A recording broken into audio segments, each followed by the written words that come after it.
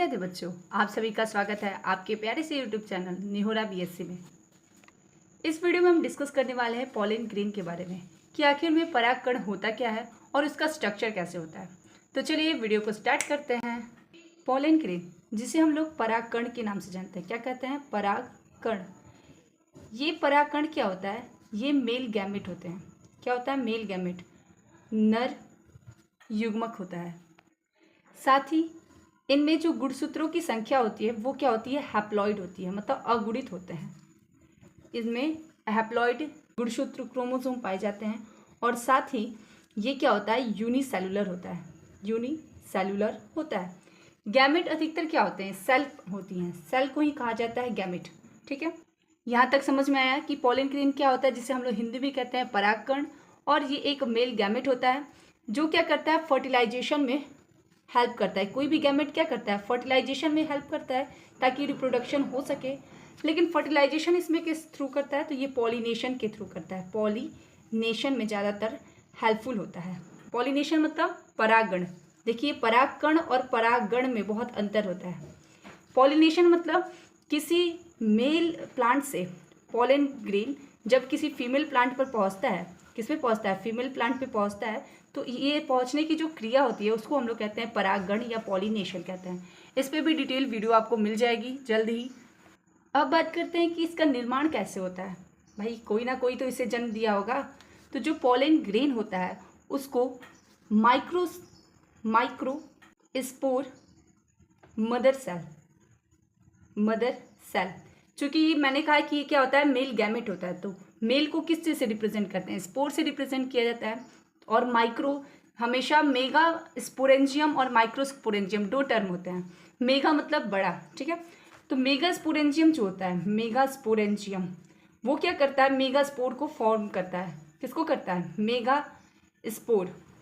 ठीक है, mega spore क्या होती है? ये होता है एक फीमेल गैमेट होता है। फीमेल गैमेट मेगास्पोर होता है। लेकिन हम क्या बात कर रहे हैं? माइक्रोस्पोरेंजियम की, मतलब माइक्रोस्पोर मदर सेल की, जो क्या करती है? माइक्रो स्पोर का फॉर्मेशन करती है। माइक्रोस्पोर, ये माइक्रोस्पोर ही हमारा पोलन ग्रेन कहलाता है। माइक्रोस्पोर कौन है? पोलन ग्रेन है। ठीक है, जिसका फॉर्मेशन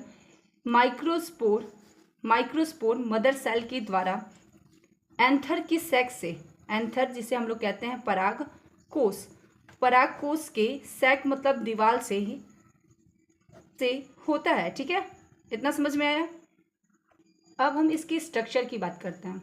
तो सबसे पहले स्ट्रक्चर में क्या होता है? कवर होता है। ठीक है, किस चीज़ से ढका हुआ होता है? तो ये जो इस पॉलन ग्रेन का स्ट्रक्चर होता है वो दो लेयर से मिलकर बना हुआ होता है। किससे? दो लेयर से।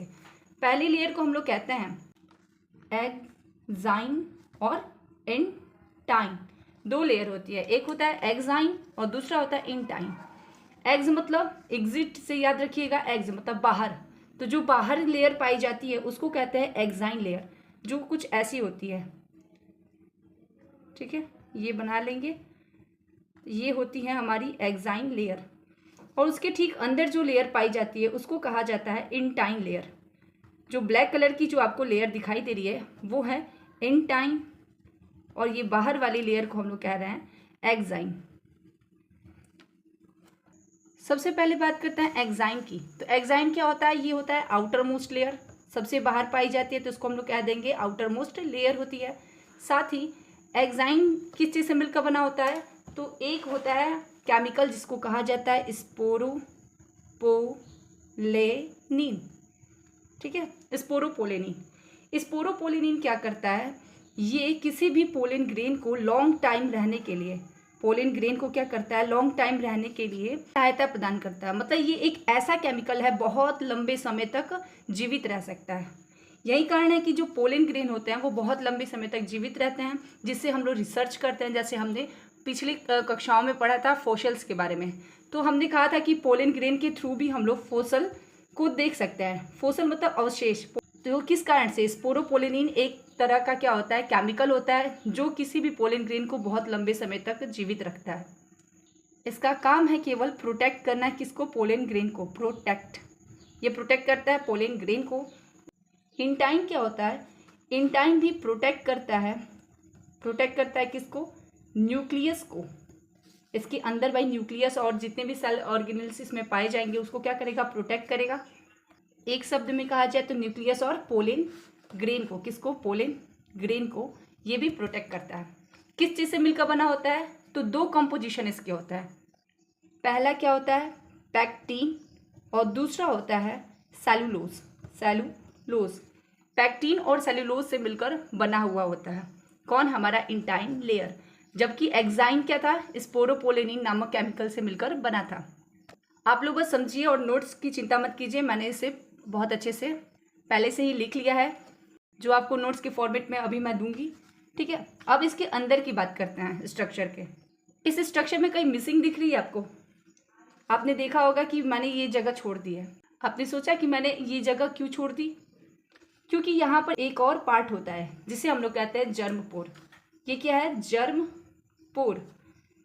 इसमें से ही जो हमारे न्यूक्लियस होते हैं वो बाहर निकलते हैं, और हमारा दो टाइप का न्यूक्लियस होता है जिसे मैं अभी समझाऊंगी। तो मैं बताऊंगी कि जर्म पोर का क्या इसमें रोल होता है। बस इतना समझ लीजिए कि जो हमारा एक्साइन होता है वो कुछ जगह पर बहुत ही पतला हो जाता है, जिस कारण से वहाँ पर जर्म पोर का फॉर्मेशन होता है। पोर मतलब होता है छिद्र, जहाँ से जर्मिनेट होगा, ठीक है, तो जर्म पोर कहलाता है, ठीक है। इसमें दो, मैंने बताया कि दो न्यूक्लियस होता है। क्या होता है, न्यूक्लियस की अगर हम लोग बात करें तो न्यूक्लियस दो होता है। वैसे तो कहा जाए तो तीन न्यूक्लियस होता है, लेकिन जो सेल होते हैं वो दो टाइप के होते हैं। एक होता है वेजिटेटिव सेल, और दूसरा क्या होता है, जनरेटिव, ठीक है, जनरेटिव, और उसके साथ ही वेजिटेटिव सेल। अगर आप ये वीडियो देखेंगे तो आपको कभी भी पोलन ग्रेन पे किसी दूसरी वीडियो को देखने की कोई ज़रूरत नहीं पड़ेगी। सबसे पहले बात करते हैं वेजिटेटिव सेल की। वेजिटेटिव सेल का क्या काम है? ये सबसे पहले इसका जो आकार होता है वो क्या होता है, बहुत ही बड़ा होता है, लार्ज होता है। तो चलिए यहाँ पे पहले बना लेते हैं वेजिटेटिव वाला। ये मान लीजिए ये है हमारा वेजिटेटिव। अब वो बहुत लार्ज होता है, ये एल है, ठीक है, लार्ज होता है। तो इसका काम क्या है? इसका काम है, एक पोलन ट्यूब होता है। आपने हमेशा पढ़ा होगा क्या होता है, ट्यूब होता है, ट्यूब लाइक स्ट्रक्चर। ट्यूब देखे है ना, पाइप जैसी संरचना होता है, ट्यूब जैसा फॉर्मेशन करता है, ठीक है। इसका काम क्या है, फॉर्मेशन करना है, किसका, पोलन ट्यूब का, पोलन ट्यूब का फॉर्मेशन करना। कब ये फॉर्मेशन होता है, तो पॉलिनेशन के बाद। पॉलिनेशन जब प्रोसेस हो जाती है, जब ये हमारा जो पोलन ग्रेन है वो फीमेल पे चला जाता है, फीमेल के प्लांट पर पहुंच जाता है, तब जब पहुंचने के बाद से फिर जो वेजिटेटिव सेल है वो पोलन ट्यूब का फॉर्मेशन करती है। ये जो पोलन ट्यूब होता है वो इसी जर्म पोर के थ्रू ही बाहर निकलता है, और इसी के द्वारा हमारे अगले जो जनरेटिव सेल्स होते हैं, जिसमें दो न्यूक्लियाई होती है, कितनी होती है, दो न्यूक्लियाई होती है, वो जा करके ट्रैवल करते हुए इसी पोलन ट्यूब के माध्यम से हमारे एग से जाकर मिल जाते हैं, ठीक है। घबराइए मत, एक एक चीज़ को समझाऊंगी। सबसे पहले बात करते हैं कि न्यूक्लियस और न्यूक्लियाई में अंतर क्या होता है। ये टर्म हमेशा आता है कि न्यूक्लियस और न्यूक्लियाई, क्या अंतर है भाई, दोनों सेम है? नहीं। न्यूक्लियस मतलब एक न्यूक्लियस को, एक केंद्रक को न्यूक्लियस कहेंगे, ठीक है। जब एक से अधिक केंद्रक हो, दो केंद्रक हो, तो उसको हम लोग कहते हैं न्यूक्लियाई। इतना समझिए, ठीक। तो मैंने जनरेटिव सेल में क्या कहा, दो न्यूक्लियाई होते हैं। अब ये जो दो न्यूक्लियाई होते हैं जनरेटिव सेल में, उसे क्या कहा जाता है, उसे कहा जाता है स्पर्म सेल। यही मेन क्या होते हैं, शुक्राणु केंद्रक होते हैं, ठीक है, केंद्रक होते हैं। स्पर्म सेल कहिए या स्पर्म न्यूक्लियस कहिए, बात एक ही है, ठीक है। आइए तो यहाँ पे बना लेते हैं। ये क्या है, ये है हमारा जनरेटिव सेल। जनरेटिव सेल में दो न्यूक्लियस होंगे, वो बाद में डिवाइड होते हैं, ठीक है। जनरेटिव सेल जो होती है, जनरेटिव सेल, ये जो जनरेटिव सेल होता है उसमें जो न्यूक्लियस होता है वो स्मॉल होता है as a comparison of vegetative cell. Vegetative केंद्रक की तुलना में जो जनरेटिव होता है वो क्या होता है, आकार में बहुत छोटा होता है। चलिए तो हम इसको एक फिगर के थ्रू समझते हैं। ये पूरा जो संरचना है वो क्या है, ये है स्त्री केसर, जिसे हम लोग कहते हैं, जिसे हम लोग क्या कहते हैं, गाइनोशियम कहते हैं, गाइनोसियम।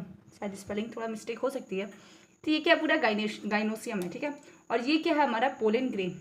ये क्या है, पोलन ग्रेन। इस पोलन ग्रेन में जब ये इसके स्टिग्मा पर आता है, तो यहाँ पर आने के बाद से जो जर्म पोर थी हम लोग की जो जर्म पोर थी वहाँ से पॉलन ट्यूब का फॉर्मेशन होता है। और पॉलन ट्यूब का फॉर्मेशन कौन करता है? हमारा वेजिटेटिव सेल करता है। ठीक है, तो अब जो पॉलन ट्यूब है वो यहाँ पर जर्म पोर से निकलने के बाद से सीधे कहाँ पहुँची? इस हमारे भ्रूण कोश में पहुँची, एम्ब्रियो सैक में। ठीक है, ये यहाँ पे पहुँची। यहाँ पे पहुँचने के बाद से जो हमारा 2 सेल था, जो 2 स्पोर सेल थे, कितने थे? 2 थे। उसमें से जो एक स्पोर सेल है वो जाकर एग के साथ फ्यूज्ड हो जाता है। 1 spore cell fused with egg. ठीक है, फ्यूज्ड हो जाता है। एग क्यों कौन सी होती है? तो ये जो 3 सेल होती हैं उसे कहा जाता है एग सेल। उसमें से एक सेल के साथ जाकर वो फ्यूज हो जाता है। ठीक, फिर जो दूसरा हमारे स्पोर सेल बचा हुआ जो स्पोर सेल है वो क्या करता है? ये स्पर्म सेल जाकर डिप्लॉइड जो हमारी सेल होती है, डिप्लॉइड सेल जो बीच वाली, जिसे हम लोग हिंदी में कहते थे द्विध्रुवीय केंद्रक, या फिर इसे द्वितीयक केंद्रक के नाम से जाना जाता था। ठीक है, अभी भी जाता है द्वितीयक केंद्रक। ठीक है, तो ये जब 2 बार ये फर्टिलाइजेशन होने के प्रोसेस के लिए इसे कहा जाता है डबल फर्टिलाइजेशन प्रोसेस। ठीक है, इतना डीपली आपको समझना नहीं है, बस समझना क्या है कि जो जर्म सेल थी उसने क्या किया? उसने वेजिटेटिव सेल द्वारा जो प्रोड्यूस किया गया था पॉलन ट्यूब, उसको बाहर निकालने का प्रयास किया। ठीक है, बाहर निकाला। वहीं से पॉलन ट्यूब का फॉर्मेशन होता है। कब होता है? जब पॉलिनेशन हो जाता है तब। ठीक है, चलिए अब बस नोट्स का हम लोग रीडिंग लगाएंगे। Pollen grain is haploid unicellular body with double nucleus. Pollen grain कैसा होता है? हैप्लॉइड होता है, अवगुणित यूनिसेलुलर एक कोशिकीय body with the double nucleus के साथ। 2 न्यूक्लियस थे, male gametes. Pollen grain is also a male gametes, इसलिए मैंने छोटे में लिख दिया। It develop from microspore mother cell. इसका जो फॉर्मेशन होता है वो कहाँ से होता है? माइक्रोस्पोर मदर सेल के द्वारा होता है। इन पॉलन सेक ऑफ एंथर के पॉलन सेक से। ठीक है, cytoplasm is surrounded by 2 layer. जो साइटोप्लाज्म होता है वो 2 लेयरों से घिरा हुआ होता है। First is intine and second is exine. मैंने बताया कि जो हमारा 2 लेयर होती है उसके बीच में ही हमारा साइटोप्लाज्म पाया जाता है। ये पूरा क्या है? साइटोप्लाज्म, खाली नहीं है। 2 न्यूक्लियस है लेकिन खाली नहीं है, उसमें पूरी तरह से क्या भरा हुआ है? साइटोप्लाज्म भरा हुआ है। और इसी के अंदर तमाम प्रकार के जो सेल ऑर्गेनेल्स हैं वो भी पाए जाते हैं। इंटाइन की बात की जाए तो it is a inner layer of pollen grain. ये क्या होता है? इनर लेयर होता है किसी भी पॉलन ग्रेन का, which is made with pectin and cellulose, जो पैक्टीन और सेलुलोज से मिलकर बना हुआ होता है। It protect the nucleus and pollen grain. ये न्यूक्लियस और पोलिन ग्रेन की रक्षा करता है। अगर हम बात करें कि एक्साइन की, तो it is outer most wall of the pollen grain. ये किसी भी पोलिन ग्रेन का बाहरी भाग होता है। Which is made up of sporopollenin, जो स्पोरोपोलिनी नामक एक केमिकल से बना हुआ होता है। Which help it for resistant to decomposition for some time. कुछ समय के लिए, कुछ क्या बहुत समय के लिए होता है वैसे, तो कुछ समय के लिए क्या होता है? डिकम्पोजिशन, किसी भी पोलन ग्रेन के डिकम्पोजिशन को रोकने का काम करता है। रेसिस्टेंट मतलब रोकना या प्रतिरोध बनाना। ठीक है, तो ये रोकता है, रोकने के काम में क्या करता है? सहायता करता है। ठीक है, it protect the pollen grain, ये पोलन ग्रेन की रक्षा करता है। So pollen grain does not destroy biologically and physically. जो पोलन ग्रेन होता है वो बायोलॉजिकली या फिजिकली डिस्ट्रॉय नहीं होता है। ये पोलन ग्रेन हमेशा हवा में उड़ते रहते हैं और हमें दिखाई नहीं देते हैं, जिस कारण से बहुत सारे लोगों को क्या होती है? एलर्जी होती है पोलन ग्रेन से भी। जर्मपोर की बात करें, it some places exine remains thin. कुछ स्थानों पर जो एक्साइन होता है, जो बाहरी जो आउटर मोस्ट लेयर थी वो पतली हो जाती है। This thin pore is known as the germ pore. और इस छोटे से छिद्र को, इस पतले छिद्र को क्या कहा जाता है? जर्मपोर कहा जाता है। ये आप स्ट्रक्चर ये वाला बना लीजिए, इससे ज़्यादा बेटर था मैंने जो बनाया था। साथ ही मैं अभी इमेज भी दिखाऊंगी। आप अपने नोट्स में ये लाइन जरूर ऐड कीजिएगा कि pollen grain are the male gametes. Pollen grain क्या होता है? एक नर युग्मक होता है इन फ्लावरिंग प्लांट्स। एंजियोस्पर्म, अभी हम लोग क्या पढ़ रहे हैं? एंजियोस्पर्म पढ़ रहे हैं। एंजियोस्पर्म से ही पोलन ग्रेन का फॉर्मेशन होना स्टार्ट हो गया है। ठीक है, इससे पहले पोलन ग्रेन नहीं थे। Which participate in fertilisation through pollination, जो क्या करता है? फर्टिलाइजेशन में पार्टिसिपेट करता है, मतलब सम्मिलित होता है। किसके द्वारा? तो पॉलिनेशन प्रोसेस के दौरान। ठीक है, it has 3 type of cells, इसके पास 3 प्रकार की सेल थी। वैसे 3 न्यूक्लियाई होते हैं, ठीक। This nuclei are 1 vegetative cell and 2 sperm cell nuclei. मैंने बार बार इसमें टर्म में स्पोर यूज़ किया, बट वो क्या होता है, स्पर्म सेल होती है, ठीक है। स्पर्म सेल आप लोग यूज़ कीजिएगा, ठीक है। वेजिटेटिव सेल, गलतियाँ सबसे होती हैं। दैन वेजिटेटिव सेल क्या होता है, it is the largest nucleus of the pollen grain and play an important role in the growth of the pollen tube. Vegetative में क्या कहा गया कि ये जो सेल होता है वेजिटेटिव सेल, वो क्या होता है, एक लार्जेस्ट न्यूक्लियस होता है। वेजिटेटिव सेल भी आप बोल सकते हैं और वेजिटेटिव न्यूक्लियस भी बोल सकते हैं। वेजिटेटिव सेल मैंने क्यों कहा, क्योंकि इसी सेल के अंदर क्या होता है, वेजिटेटिव न्यूक्लियस होता है। ये क्या करता है, ये सबसे लंबा, सबसे बड़ा कहा जाए न्यूक्लियस होता है किसी भी पोलन ग्रेन का, which play an important role. क्या करता है, ये इंपॉर्टेंट रोल प्ले करता है किसकी ग्रोथ में, पोलन ट्यूब की ग्रोथ में। मैंने बताया कि पोलन ट्यूब का फॉर्मेशन कहाँ से होता है, तो वेजिटेटिव सेल के द्वारा ही होता है, ठीक है। जनरेटिव सेल की बात की जाए तो this is a small nucleus. ये क्या होता है, ये एक बहुत ही छोटा केंद्रक होता है। It divides to form 2 sperm cell. ये विभाजित होकर 2 स्पर्म सेल का फॉर्मेशन करता है। One of this sperm cell fertilize the egg. एक स्पर्म सेल क्या थी, एक स्पर्म सेल एग के साथ फर्टिलाइज्ड हुई थी, और दूसरी स्पर्म सेल किसके साथ हुई थी, अदर न्यूक्लियस, द्वितीय केंद्रक, या फिर आप लोग डिप्लॉइड न्यूक्लियस भी कहते हैं उसको, उसके साथ क्या होती, फर्टिलाइज्ड फ्यूज्ड हुई थी। डबल फर्टिलाइजेशन की प्रोसेस ऑकर हुआ था। क्या हुआ था, डबल फर्टिलाइजेशन। ये भी आप लोग के सिलेबस में है, मैं इसे डिटेल में पढ़ाऊंगी क्योंकि वीडियो लेंथी हो जाएगी। अगर आपको पता है कि इसके बाद क्या फॉर्मेशन होगा तो प्लीज़ कमेंट करके जरूर बताइएगा। अगर आप पोलन ग्रेन को देखना चाहते हैं तो आप गुड़हल के फूल को देखे होंगे, जिसे हम लोग कहते हैं हिबिस्कस रोजा साइनेंसिस। उसमें जब हम लोग पीले रंग की दाने जैसी जो संरचना होती है जो हमारी हाथों में चिपकने लगती है, वही क्या होता है, असल में वही पोलन ग्रेन है हिबिस्कस का। आप जाकर अभी भी देख सकते हैं, वो क्या है, एक असली पोलन ग्रेन है। पहले इसके स्ट्रक्चर को देख लीजिए। सबसे बाहरी वाली जो लेयर होती है एक्साइन थिक आउटर वॉल है, ठीक है। ये क्या है, एक्साइन जो है वो बहुत ही मोटी होती है और आउटर वॉल होती है। Then intine is thin inner wall. जो इंटाइन है वो क्या है, बहुत ही पतली और अंदर वाली भित्ति होती है, ठीक है। This is the pollen tube nucleus. ये क्या है, पोलन ट्यूब न्यूक्लियस, जिसको हम लोग कहते थे वेजिटेटिव न्यूक्लियस। और this is generative nucleus lateral form to male gametes. ये क्या करते हैं, बाद में जा करके 2 मेल गैमेट का फॉर्मेशन करते हैं, जिसको कहा जाता है जनरेटिव न्यूक्लियस, ठीक है। बाकी ये जो बीच बीच में जो गैप है उसको हम लोग कहते हैं पिट। जनपोर्स को आप इसमें देख सकते हैं, इसमें क्लियरली बताया गया है। ये क्या है, जनपोर्स है, जहाँ से पोलन ट्यूब का फॉर्मेशन होता है। आपके मन में सवाल उठता होगा कि मैम कैसे जो पोलन मदर सेल होती है उससे किसी भी पोलन ग्रेन का फॉर्मेशन होता है, तो वो प्रोसेस होती है मियोसिस। मियोसिस में हम हमेशा जानते हैं कि 4 जो एक पेरेंट मदर सेल से 4 डॉटर सेल का फॉर्मेशन होता है, लेकिन डायरेक्ट नहीं होता है, 2 प्रोसेस में होता है। First is meiosis first and second is meiosis second, ठीक है। फर्स्ट वाले में क्या होता है, 2 भागों में बंटता है, और उसके बाद से फिर सेकंड मियोसिस में 4 भागों में बढ़ जाता है, जिसको कहते हैं टेट्राइड ऑफ 4 हैप्लॉइड पोलन सेल। समझिए बात को। पोलन मदर सेल क्या होती है, डिप्लॉइड होती है, मतलब इसमें गुणसूत्रों की संख्या द्विगुणित होती है। अगर हम अपने इंसान के हिसाब से समझें, हमारे अंदर 46 गुणसूत्र होते हैं, ठीक है, 23 जोड़ी। तो 46 जो गुणसूत्र होते हैं वो क्या होता है, बाद में पहले मियोसिस फर्स्ट डिवीजन होगा तो 2 भागों में बटेंगे।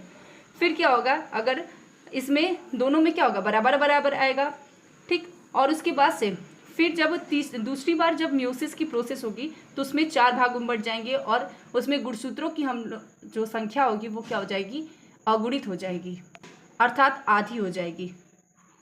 आधी मदर से मिलेगी और आधा क्या मिलेगा, फादर से मिलेगा। लेकिन इसमें क्या होता है, पोलन मदर सेल क्या होता है, डिप्लॉइड होती है। मियोसिस फर्स्ट में 2 भागों में बढ़ता है, उसके बाद से 4 भागों में बढ़ता है, जिसको हम लोग टेट्रॉइड कहते हैं, टेट्राड। और उसके बाद से सिक्रीशन ऑफ वॉल, जो वॉल होती है, जो भित्ति होती है, वो फट जाती है, और फटने के बाद से ये 4 अलग अलग पोलन ग्रेन का फॉर्मेशन हो जाता है, ठीक है। आई होप ये वीडियो आपके लिए हेल्पफुल हुआ होगा, तो प्लीज़ वीडियो को लाइक कीजिएगा, सब्सक्राइब कीजिएगा, और कमेंट करना बिल्कुल मत भूलिएगा। और साथ ही आप नेक्स्ट वीडियो किस टॉपिक पे चाहते हैं तो प्लीज़ कमेंट करके बताइएगा। Thank you.